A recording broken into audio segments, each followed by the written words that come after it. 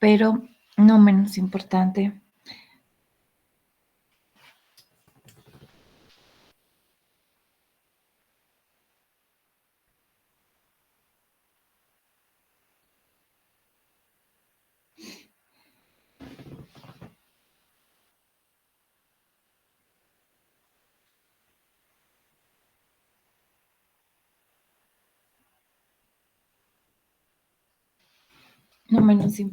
doctores, porque hay pacientes que vomitan todo el embarazo. Bueno, vamos, ahí va.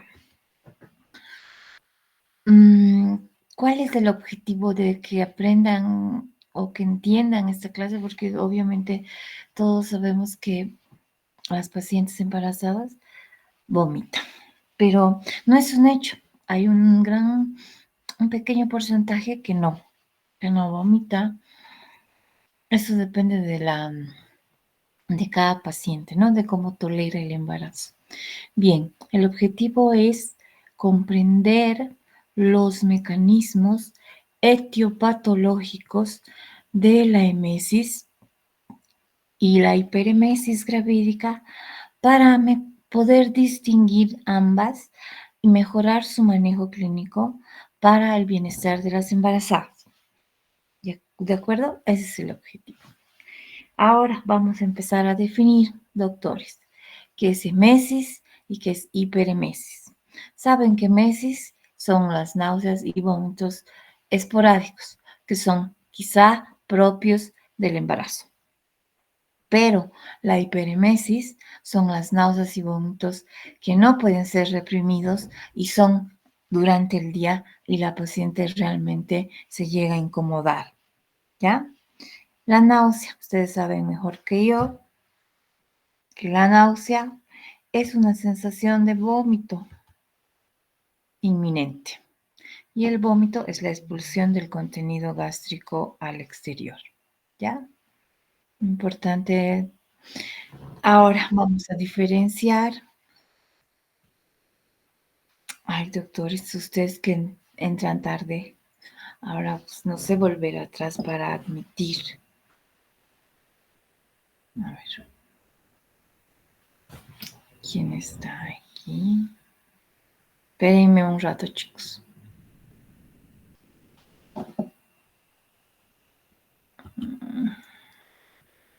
Ya. Entonces, no entren tarde porque me cuesta volver a hacer.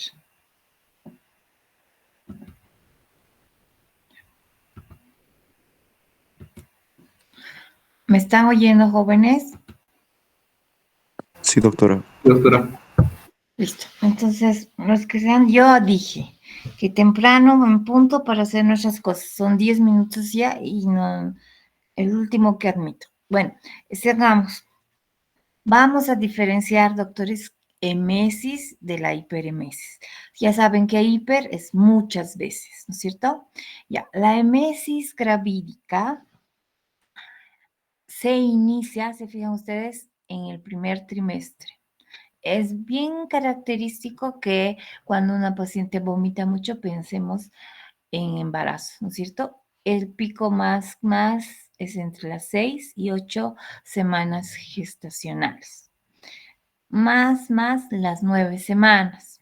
Pero sin embargo hay algunas que vomitan hasta las 20 semanas. No se vayan a preocupar. Pero los vómitos de la emesis son matutinos y no nocturnos. Esa es la diferencia. De predominio matutino. Además son esporádicos. Algunos días vomitan, otros no. No alteran el estado general. No impiden la correcta alimentación. Y no generan daños en la salud de la paciente. ¿Ya? Bueno, admitiré estos más jóvenes. Y a ver.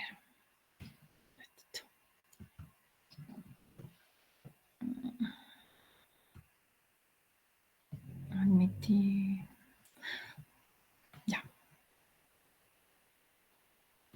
No, repito. Emesis.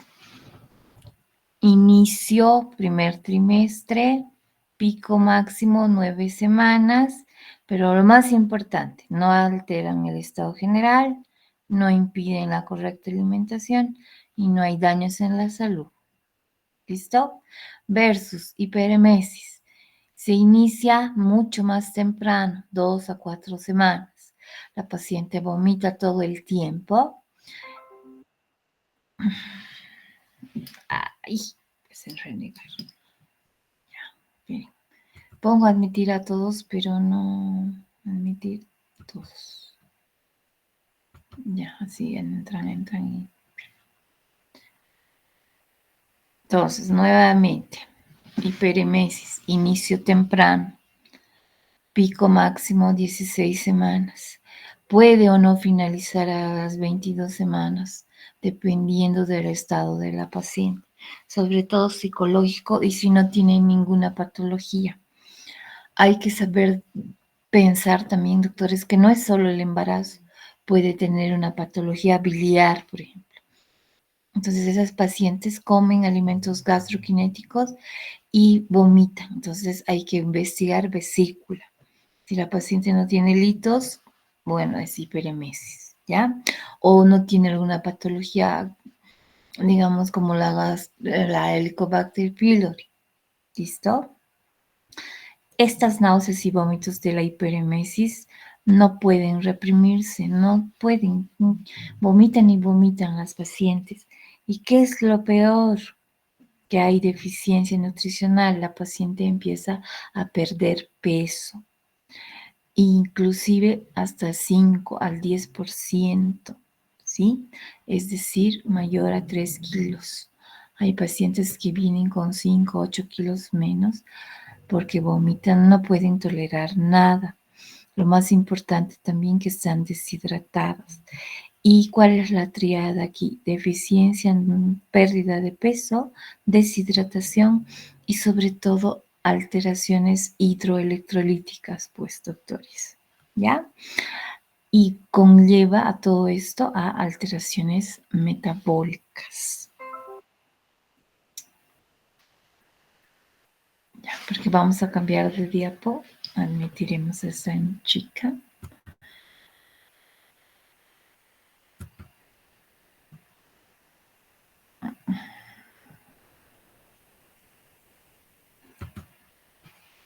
Ya, entonces tienen clara las diferencias.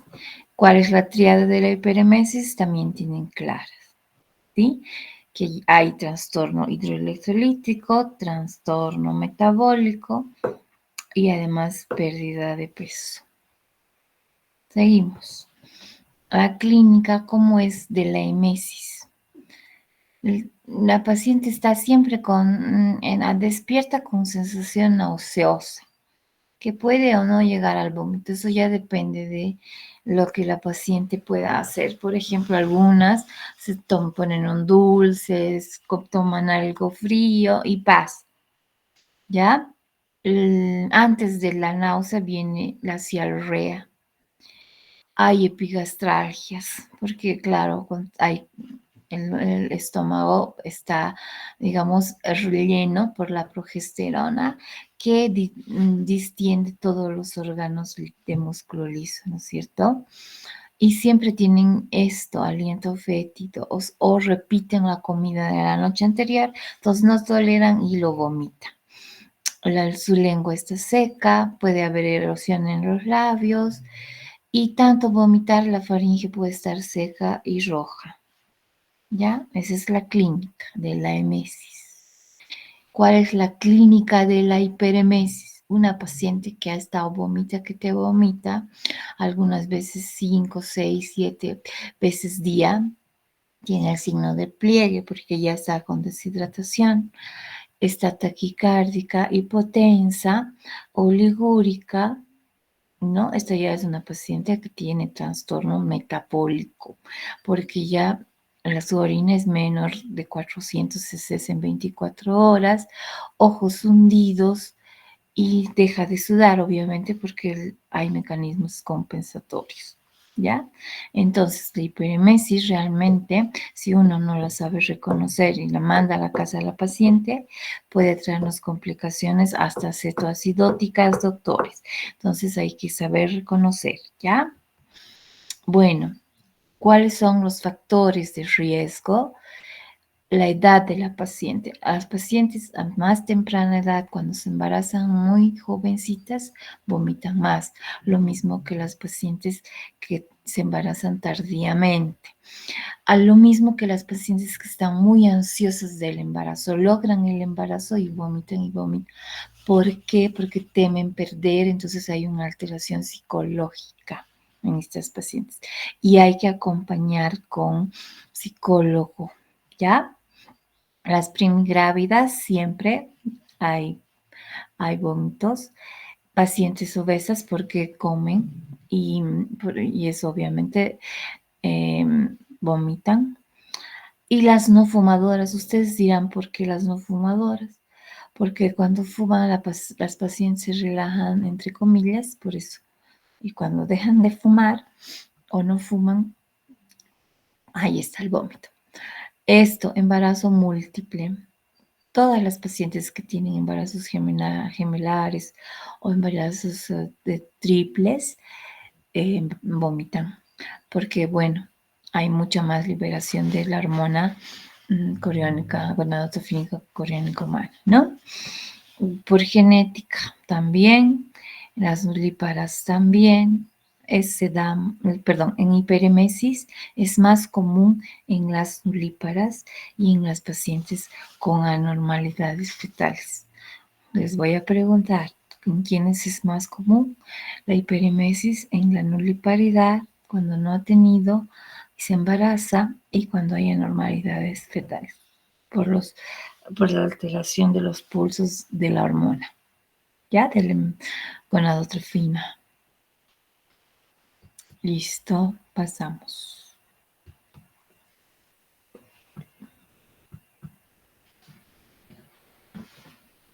Pues aquí.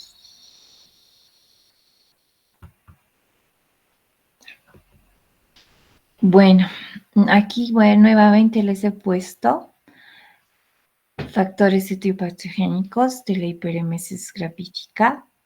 ¿Por qué? Y lo dividido en factores hormonales, factores inmunológicos. Aquí está mi puntero.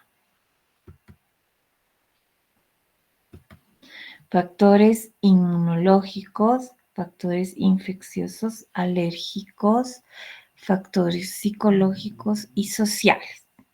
Entonces, si pregunto, ¿qué factores etiopatogénicos estarán asociados a la hiperemesis gravídica? Me dirán factores hormonales, como cuáles.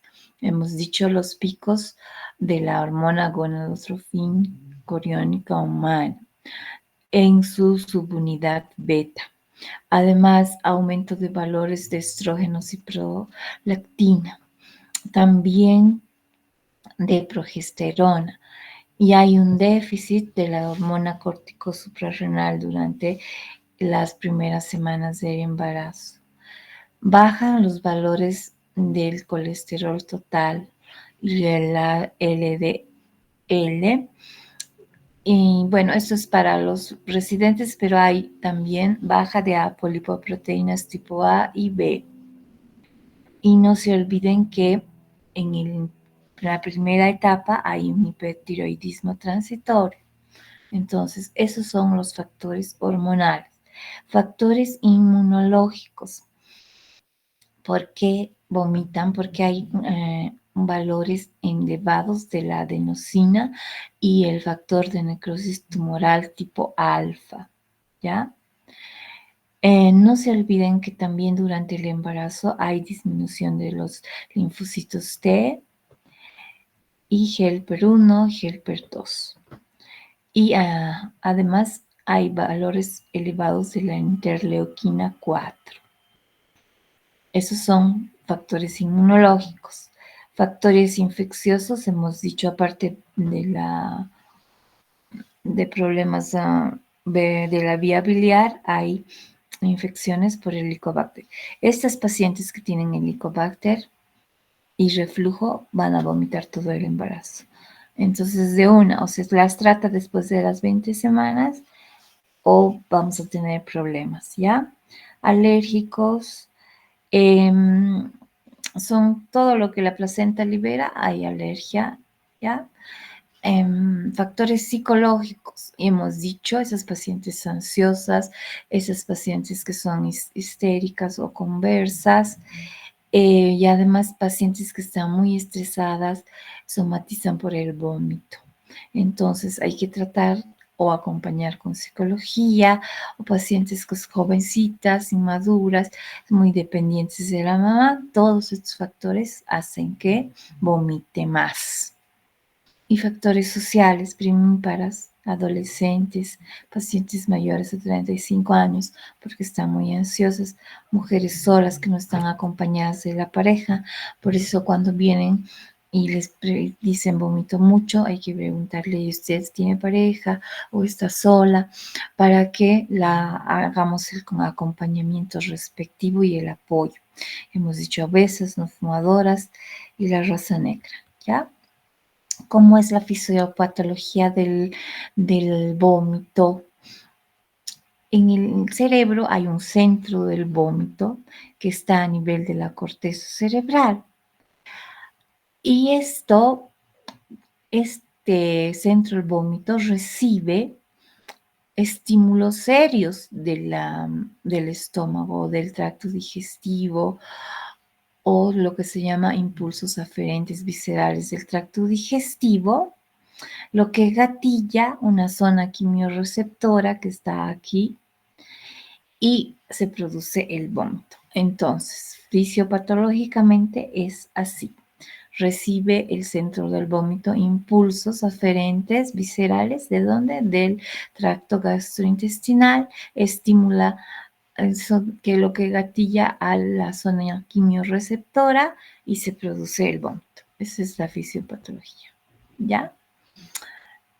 Hormonalmente es así, porque hay aumento de la fracción beta de la hormona gonadotropina coriónica humana, además de que hay aumento de estrógenos y progesterona, ¿no? ¿Qué pasa? Que la proporción, la fracción beta sobre todo, estimula o hace estímulos a nivel del sistema gastrointestinal superior y sobre todo en la vía secretora, y esta va a producir obviamente el estímulo a nivel de la zona quimiorreceptora y por ende va a vomitar la paciente, ¿ya? No se olviden que no está en un solo lado, ¿no? Sino que las hay en distintas partes de la corteza, este centro del vómito. Está también en el hipocampo, hipotálamo y tallo cerebral, o sea que cualquier estímulo se va a estimular en todas estas áreas. ¿Ya, chicos? Ya seguimos. ¿Cuál va a ser nuestro diagnóstico? Bueno, todo está basado en la historia clínica que le vamos a hacer a la paciente, que estas semanas me imagino que en sus prácticas han estado haciendo. Y hay que preguntar o directamente ella nos comenta que vomita. Y el cuestionario PUQE es el que vamos a hacer y les voy a indicar enseguida. El HELP no, porque eso es más de especialidad, ¿ya? Siempre hacerle un hemograma. El hemograma acompañado de un ionograma, doctores. También ver el perfil renal, no se olvide, porque también en la deshidratación hay alteración, ustedes saben más que yo, de la urea y la creatinina. Entonces hay que ver cuán alterada está, ¿ya? Bioquímica, un parcial de orina, una ecografía, para tranquilizar más que nada a la mamá y decirle que está bien el embarazo, hacerle un acompañamiento psicológico que ustedes lo hacen bien. ¿Cuál va a ser el diagnóstico diferencial? Hemos hablado ya antes, pero ahora lo voy a ir desglosando, ¿ya? En diagnóstico cuando la madre tiene alguna patología médica o cuando la madre tiene alguna enfermedad ginecológica o obstétrica. Entonces, cuando hay patología médica y es trastorno digestivo, cuando es colicistitis, apendicitis, pancreatitis, obviamente uno tiene que ver el cuadro de cada paciente, ¿no? Yo solamente voy a nombrar las patologías. Además, cuando puede obtener infecciones agudas o, por ejemplo, una pielonefritis, las pacientes están nauseosas y vomitan. Alteraciones neurológicas, ¿no? Todo eso es de acuerdo a cada paciente. Urológicas, cuando hay cólicos nefríticos, pielonefritis, ya habíamos dicho. Endocrinas, cuando es una paciente hipertiroidea, cuando está en acetoacidosis, cuando hay insuficiencia suprarrenal. Todo esto conlleva que haya vómitos, más un embarazo, obviamente. Causas psicógenas, ya hemos hablado de la ansiedad, etc. Y también es por efectos secundarios de uso de tóxicos o sustancias o drogas. Listo. ¿Qué enfermedades ginecológicas o obstétricas, provocan vómitos? En realidad la que más conozco es la mola. La mola, ustedes saben que provoca elevación altísima de la hormona del embarazo, que es la gonadotropina. Entonces vomita a la paciente por eso, la mola. La paciente que tiene polidramios también vomita, pero esto es por distensión. En las gestaciones múltiples, hemos dicho, en la preeclampsia inicialmente vomita. Hígado graso, bueno, cuando haya patologías como torsión de quiste ovárico, no solo vomitan, sino aquí hay dolor y todo. En los embarazos ectópicos muchas veces vienen, estoy embarazada, sí, pero vomito mucho, pero también inmediatamente debemos pensar en ecografía y ahí vamos a descartar un ectópico doctoris. Entonces, todas estas patologías obstétricas hacen que la paciente tenga vómitos, ¿ya? Entonces, vuelvo a repetir, ya es de más, en cada patología les voy a dar la sintomatología que ustedes conocen mejor que yo. Pónganse que la paciente venga por una pancreatitis. La amilasa pancreática estará pues elevada, pero también habrá dolor. Entonces, todos estos exámenes son importantes, ¿ya? Que le hagamos transaminasas, que le hagamos amilasas, dependiendo de cómo, qué es lo que la paciente acompaña, ¿ya? A nivel del sistema urinario, bueno, haremos pues una ecografía, un examen físico bien hecho. Hemos dicho endocrinológicamente, puede llegar hasta una cetoacidosis y haremos los exámenes respectivos, ¿ya? Lo mismo si la paciente usa algunos fármacos, nos vamos a dar cuenta. Ahora, si la paciente tiene bulimia o anorexia, también nos vamos a dar cuenta, ¿no? Porque la paciente no gana peso, porque no quiere hablar de la ingesta de alimentos o, claro, la paciente está realmente con una baja severa de peso. Esas pacientes también deben ser acompañadas por psicología, psiquiatría, dependiendo, ¿ya? Hay que ser doctores bien en la ginecobstetricia, sobre todo en la obstetricia con patología. Hay que ser bien observadores de las pacientes para darnos cuenta qué puede acompañar a esta paciente y su embarazo, ¿ya? Bueno, ¿qué pruebas debo solicitar? Un hemograma obvio, coagulograma y hemos dicho un ionograma para reponer cuáles están bajos. Si sospecho de pancreatitis, una amilasa, hormonas tiroideas es importante para descartar hipo o hipertiroidismo.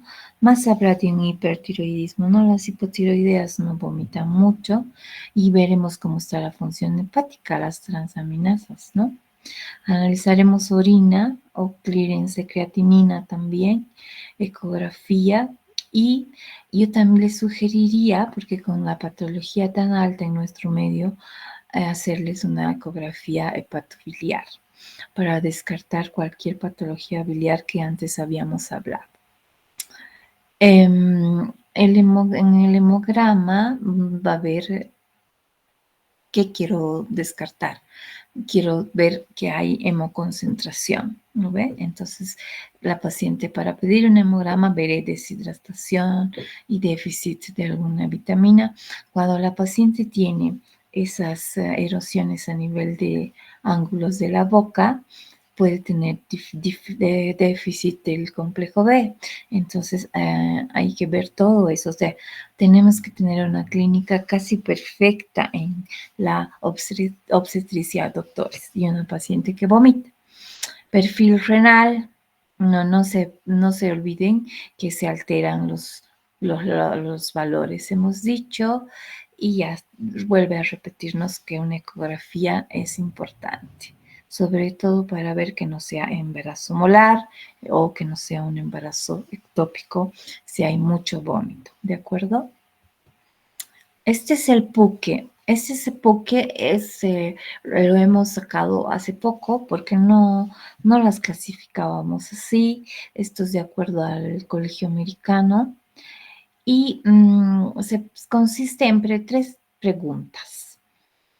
Las hacemos así. En el promedio de un día, ¿durante cuánto tiempo siente náusea o malestar estomacal?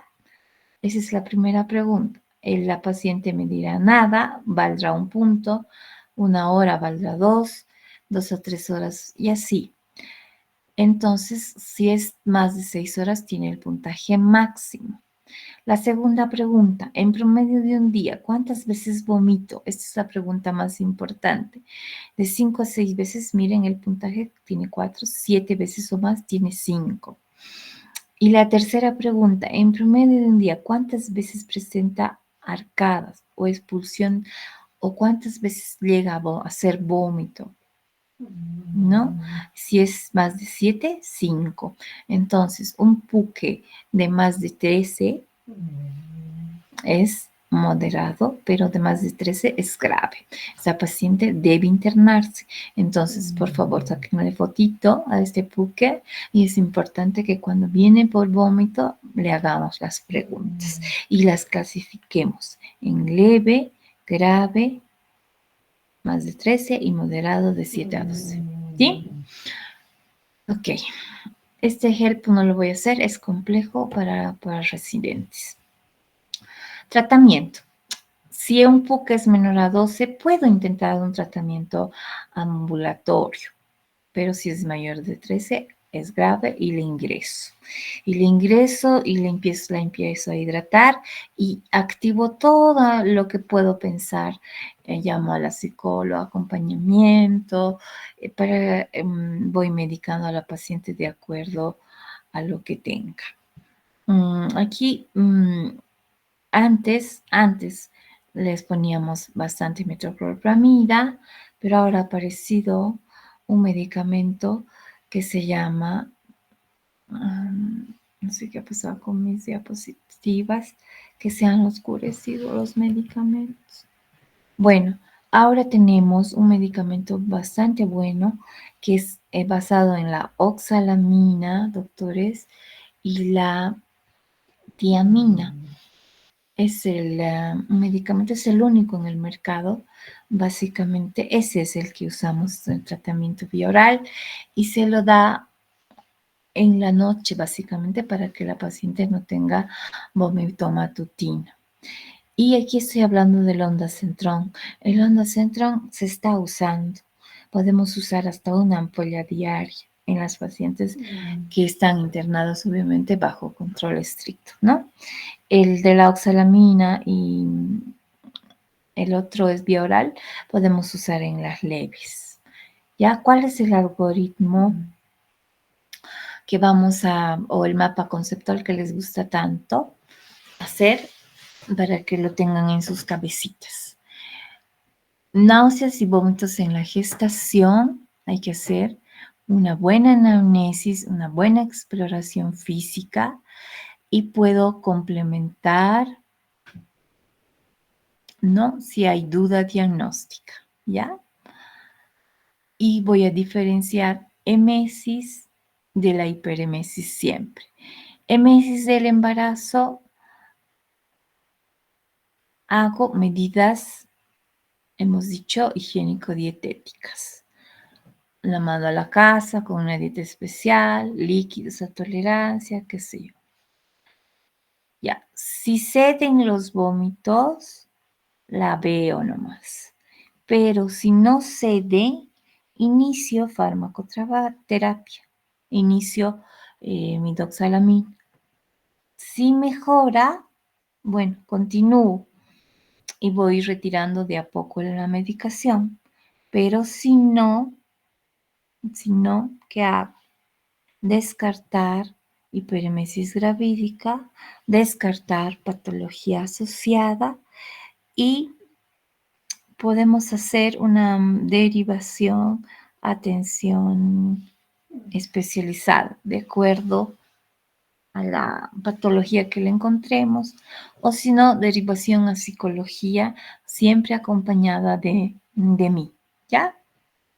Bueno, si es hiperemesis, si es emesis sin patología, pero si tiene alguna patología, bueno, hay que hacer un tratamiento respectivo.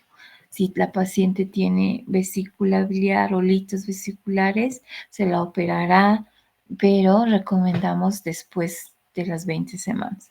No es recomendable antes por el peligro de amenaza de aborto que conlleva. Pero también, doctores, les comento que en una cirugía con un embarazo pequeño hay riesgo. Hay riesgo de pérdida, riesgo de que haya contracciones y riesgo de taquicardia severa en el bebé, sobre todo en esas pacientes que van a ser sometidas a sedación general. ¿Ya? Eso, ¿qué complicaciones puede tener una paciente si no se trata? Puede hacernos ictericia, obviamente el trastornos hidroelectrolitos, llevarnos a una cetoacidosis, además llevarnos a una desnutrición severa y déficit de vitaminas y hasta hacernos alteraciones hemorragíparas o de coagulopatía, ¿ya? Son bastante graves y debemos saber reconocer e internar. ¿Cuáles son las potencialmente graves? Que tenga hematemesis la paciente, ¿sí? Que ya la úlcera sea pues evidente, entonces hay que internarla, que por causas mecánicas vomite, o sea, por distensión uterina, que provoque lesiones renales. No se olviden que la deshidratación severa provoca lesión renal. También hay alteraciones a nivel de la conciencia y esto es lo peor, que se broncoaspire la paciente y por último haga encefalopatía. Les he puesto este HELP porque esto necesita ayuda, necesita que hagamos un manejo conjunto, digamos con terapia intermedia o con medicina interna por lo menos, pero mejor terapia intermedia porque ellos manejan mejor la cuestión de los iones, control de volúmenes, etcétera, ¿no? Entonces, solos no se dejen con una paciente que vomita severamente, hay que siempre acompañarse de otras. Y si están solos en el campo y la paciente vomita y no tienen más ayuda, pues derivación, ¿ya? Esas son mis referencias, doctores. Gracias por escucharme. ¿Alguna pregunta que quieran hacer? Estoy a su disposición. No se ven, no sé qué ha pasado con mis diapositivas de medicamentos, pero básicamente están en la doxalamina que les he dicho que es el medicamento que actualmente es el único aprobado por la FDA. Está la metoclopramida que usamos, está también el ondansetron y también podemos usar domperidona. Pero no se olviden que estos tres últimos no están aprobados por la FDA y no es un medicamento son medicamentos de libre uso. Hay que ir usando con precaución porque provocan, ¿no? Puede provocar lesiones a nivel fetal. Entonces, eso sería la clase. Les he dicho que es una clase fácil, bonita y que van a tener a diario embarazadas vomitonas, entonces tienen que saber acompañar. Ok, doctores, les agradezco un montón su atención. Decirles que vayan a festejar a sus papitos o abuelitos o en caso de no tener a sus mamás porque hacen de papás, ¿no? Gracias. ¿Están ahí, chicos? Sí, doctora, estamos presentes. Listo. Gracias por su atención, jóvenes. De ahí nos vamos a estar viendo pronto. Un abrazo. Muchas gracias, doctora. Hasta luego. Hasta luego, doctora, gracias. A ustedes,